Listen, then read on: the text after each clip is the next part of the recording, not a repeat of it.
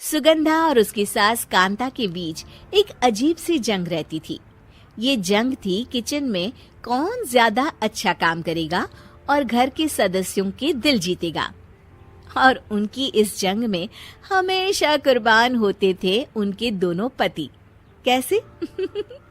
आइए देखते हैं इस किचन पॉलिटिक्स की कहानी में। एक दिन किचन में, माँ जी, आज मैं बना रही हूँ मेथी की सब्जी। इस खाने से घर वालों के पेट की सारी समस्या खत्म हो जाएगी। और मैं बना रही हूँ तड़के वाली छाछ, जिसे पीते ही गैस की समस्या कभी नहीं होगी। दोनों अपने अपने खाने को लेकर टेबल पर पहुंच जाती हैं। तभी सुगंधा के ससुर उसकी बनाई सब्जी की तारीफ कर देते हैं। अरे वाह, मेथी की सब्जी भी बनी है, बड़ी ही स्वादिष्ट है। वाह बहू वाह। अरे बहू, लेकिन इसमें इतनी सारी मेथी बर्बाद करने की क्या जरूरत थी?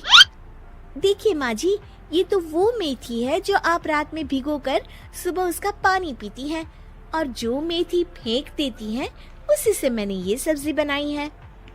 अरे वाह बहू, तुमने तो बड़ा ही समझदारी का काम किया। बस अब क्या था, कांता जी का तो मानो ये सुनकर खून ही सूख गया। वो फैसला कर लेती है कि किसी भी तरह वो अपने खाने की तारीफ लेकर ही रहेगी और सुगंधा को किचन में उसकी कमियां गिनाएगी। कांता फ्रिज खोलकर देख रही होती है और फिर सुगंधा से कहती है, अरे बहू, ये क्या, पूरा फ्रिज गंदा पड़ा है। तभी वहाँ सुगंधा का पति आ जाता है। वो सुगंधा को डांट कर कहता है, सुगंधा, तुम्हें कितनी बार कह रखा है कि वायरस फैल रहा है, साफ सफाई का पूरा ख्याल रखना है, लेकिन तुम किचन में इतनी गंदगी रखोगी तो कैसे चलेगा।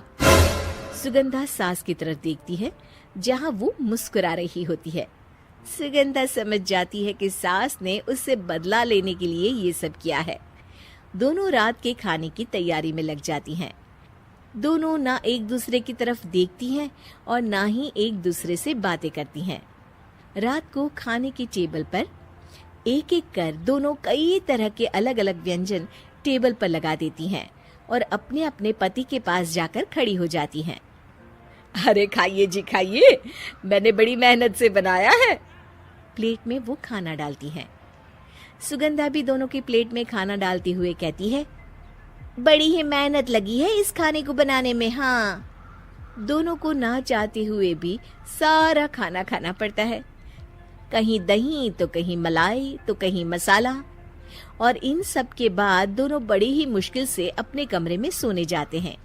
लेकिन अगली सुबह सुगंधा का पति चिल्ला रहा होता है, हाय रे, हाय मेरा तो पेट खराब हो गया, हाय माँ बहुत दर्द हो रहा है।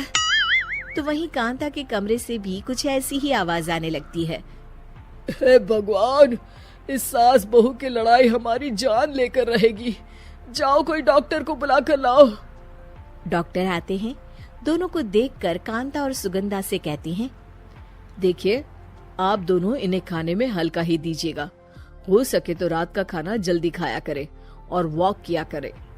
इतना कहकर डॉक्टर वहाँ से चले जाते हैं। जिसके बाद एक बार फिर से दोनों बहुएं किचन में जाती हैं और खाना बनाने में लग जाती हैं। रात में खाने के टेबल पर दोनों एक बार फिर से खाना लगाने लगती है। पापा जी, मैंने ये पतली मूंग की दाल की खिचड़ी के साथ ये पापड़ और पुदीने की चटनी भी बनाई है।